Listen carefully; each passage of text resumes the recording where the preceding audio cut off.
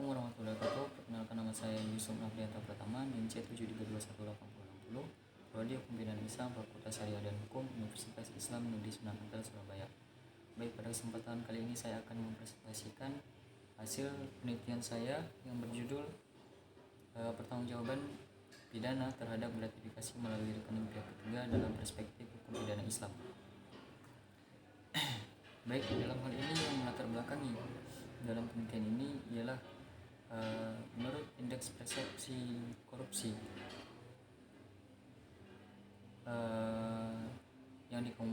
yang dikemukakan oleh International Transparency mengungkap bahwa tingkat korupsi yang serius di seluruh dunia dengan lebih dari 2/3 negara mendapat skor di bawah 50 dari 100. Rata-rata global mendapatkan indeks tersebut di angka tidak berubah daripada angka 43, nilai angka 43, yang mengingatkan kita untuk lebih serius dalam memberantas tindak pidana korupsi.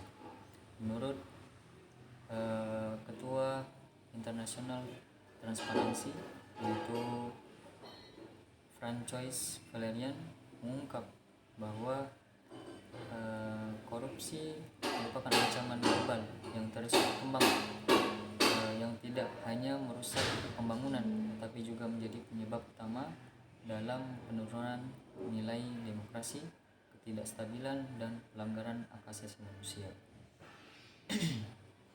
Kemudian, dengan seiring perkembangan zaman, bahwa modus korupsi terus mengalami transformasi sehingga ke bentuk yang lebih tersembunyi.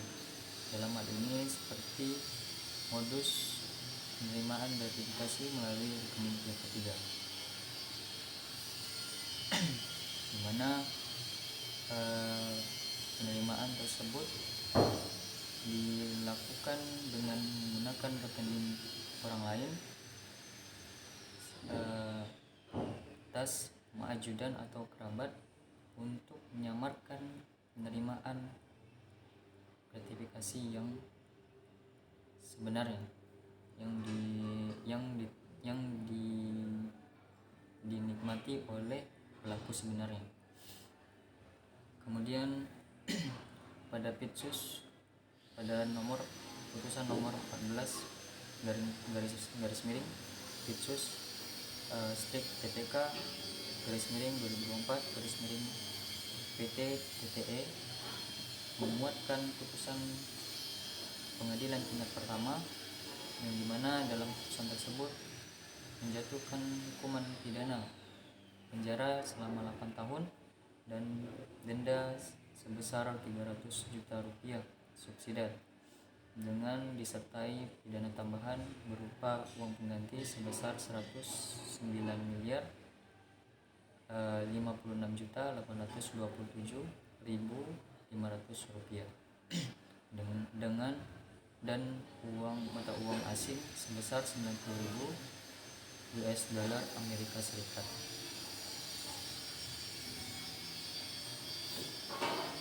Bahwa dalam hal ini terdakwa Abdul Ghani Kasubah selaku Gubernur Maluku Utara pada periode 2019 hingga 2024 dinyatakan secara sah melakukan tindak pidana gratifikasi sebagai suap, di mana dalam hal ini terdakwa tidak dapat membuktikan bahwa penerimaan gratifikasi tersebut bukan merupakan suap dengan ketentuan berdasarkan pasal 12B Undang-Undang Nomor 20 Tahun 2001 tentang pemberantasan tindak pidana korupsi.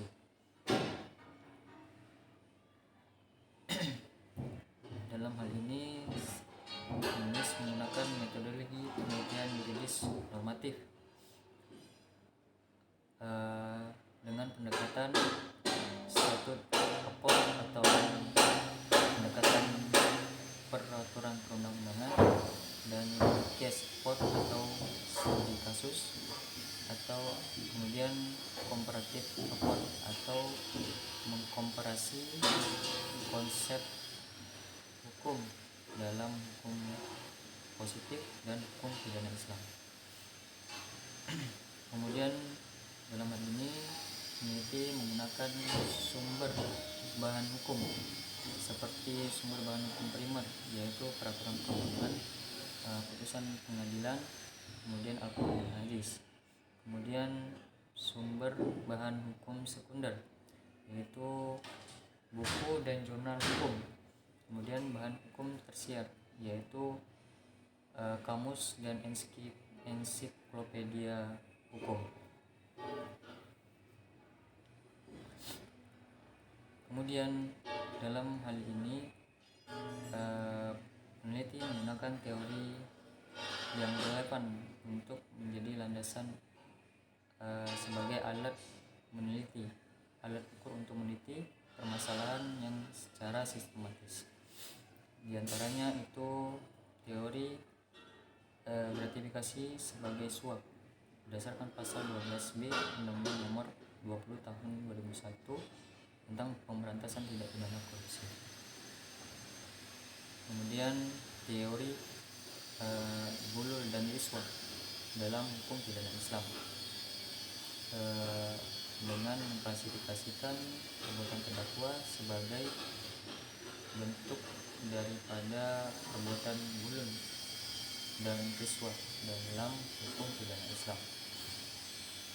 Kemudian teori pembuktian sebagai bentuk asas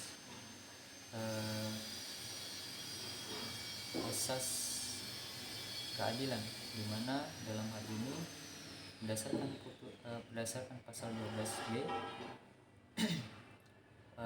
Undang-Undang Nomor 20 Tahun 2001 tentang pemberantasan tindak pidana korupsi, di mana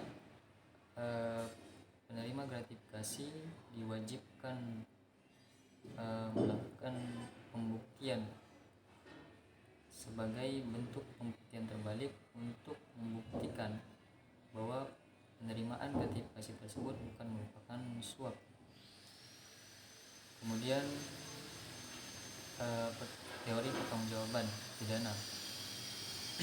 Dalam hal ini peneliti menggunakan teori pertanggungjawaban pidana untuk menilai atau menentukan bahwa perbuatan terdakwa dapat dipertanggungjawabkan atau tidak dalam hukum positif ataupun hukum pidana Islam. Kemudian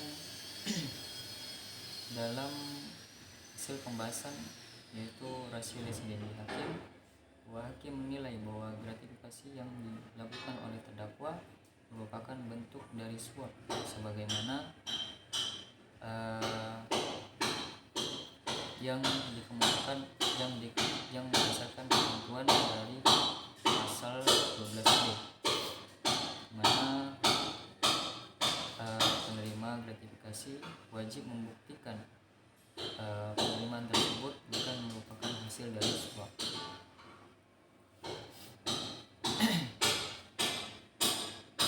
Kemudian tindak pidana korupsi tidak pidana korupsi, sehingga kemudian tanggungjawab pidana dalam hukum pidana Islam. Dalam kasus ini Abdul Ghani Kasuba